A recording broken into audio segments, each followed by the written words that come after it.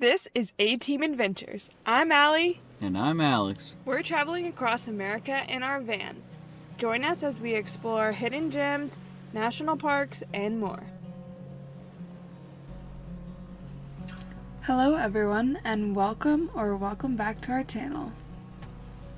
We have made it out of the smoke and all the way to Utah. We are camped out in the Tushar Mountains, and we got to see this beautiful rainbow. There was lots of storms passing by, so it was a real treat to see the beautiful colors. The sky was a different shade of blue after all that rain, and the drive through Utah was beautiful. We are heading down to Bryce Canyon National Park.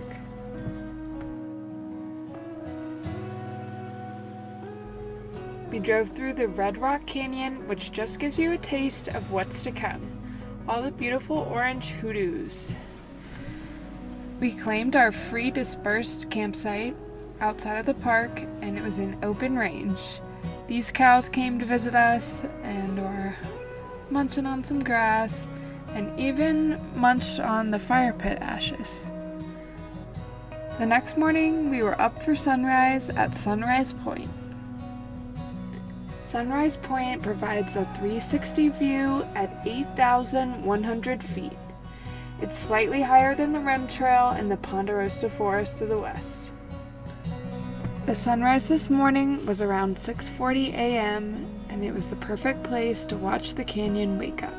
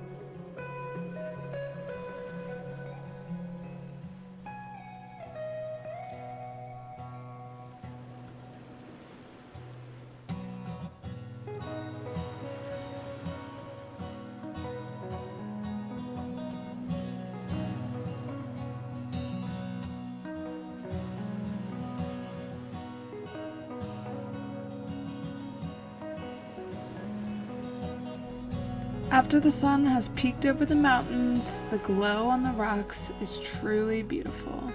It lights up in an orange fiery blaze.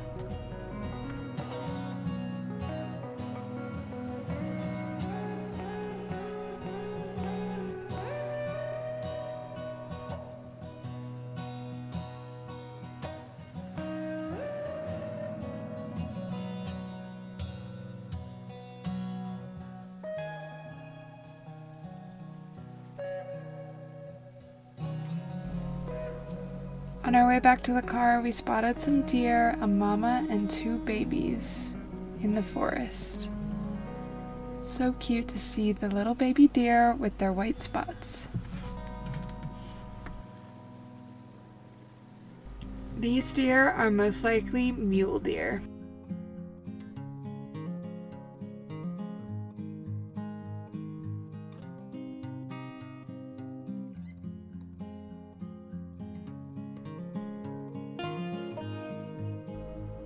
Next, we headed over to Sunset Point to start our hike. While the canyon is super beautiful from above, it gets even better when you go down in it. We headed out on the Navajo Loop Trail, and we did this loop counterclockwise, starting with the Wall Street area. We thought this would be a better way with more of a varied elevation gain on the way back up. There's so many switchbacks on the way down. This trail is pretty short at only 1.3 miles round trip, but the view payoff is truly spectacular. It's totally worth it, and the 500 feet of elevation gain. The trail takes you down into the massive, towering orange hoodoos. Here at Bryce Canyon, the Hoodoos are formed by frost wedging. Every year, they experience over 200 freeze-thaw cycles. In the winter, the melting snow, in form of water, seeps into the cracks and freezes. When the water freezes, it expands by almost 10%, bit by bit, prying open cracks, making them even wider in the same way a pothole forms in a paved road. This weathering process leaves us with these beautiful spires towering up into the sky. It looks like sandcastles. Spotted a cute little chipmunk friend. And we were pretty much down at the bottom of the canyon at this point. It's crazy to imagine if there was a lot of water running through this canyon.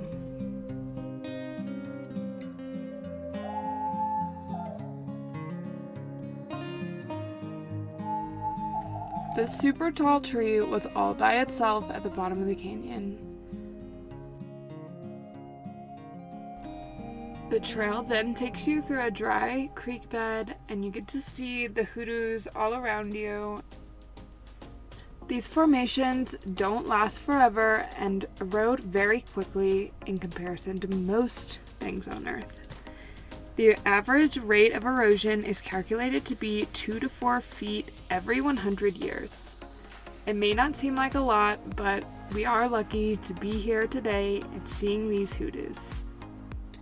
We started on the way back up out of the canyon, first passing by this double arch.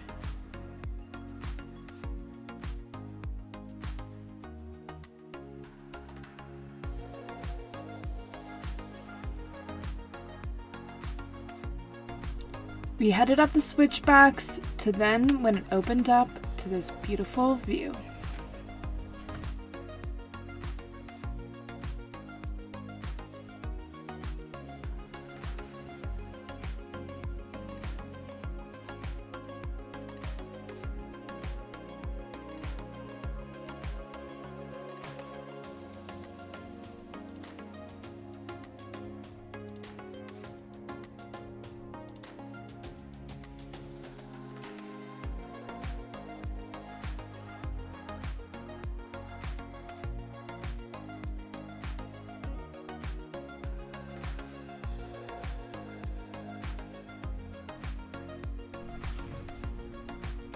After the hike, we headed out to do the rest of the park road.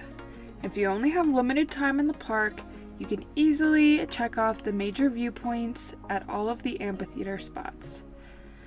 But we wanted to get the full experience and kept on driving.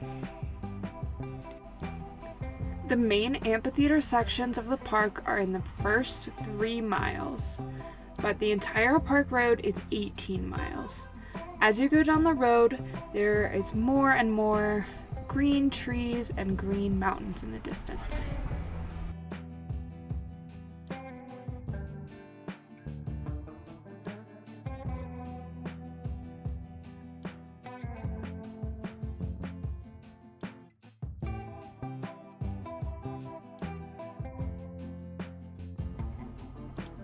This was the view from Inspiration Point, and we've noticed a lot of national parks have an Inspiration Point, and this was a good one.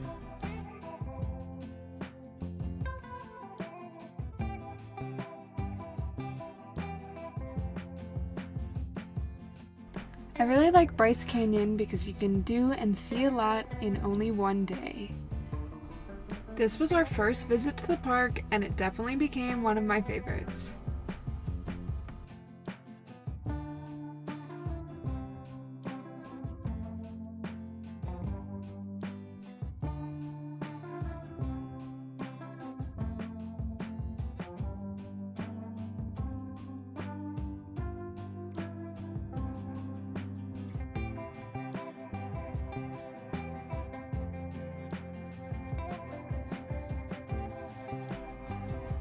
Another interesting point along the drive is the Bryce Canyon Natural Bridge.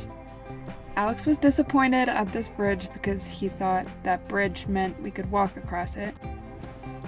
And here we are at the end of the road. This is the view from Rainbow Point. And Rainbow Point sits at over 9,000 feet. Something nice about Bryce Canyon is it's a lot cooler than the Utah desert below, up here on the mountain. And this was our last stop at Bryce Canyon, but we are going to be making a few more stops in Utah. We made a quick stop on the drive at Pipe Spring National Monument. It's crazy to see a water source in the desert, and you can see why the Mormons and Native Americans fought over this natural resource. And down here in the desert, it was very hot. We camped, and then the next morning, we tried to get up early to go rock climbing. And it was 9 a.m., but it was already really hot. I tried to go up the rock and failed, so Alex got in a few climbs, and I belayed him before he got too hot too. This was a cool local rock spot near St. George. I imagine that this spot would be a lot better not in the heat of the summer. You could explore these fun little routes forever if it wasn't for the blazing 100-degree heat.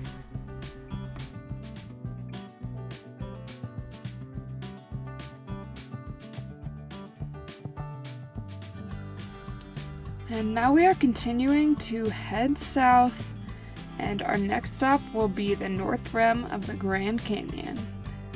The drive here was really beautiful, but it was best enjoyed from the air-conditioned car.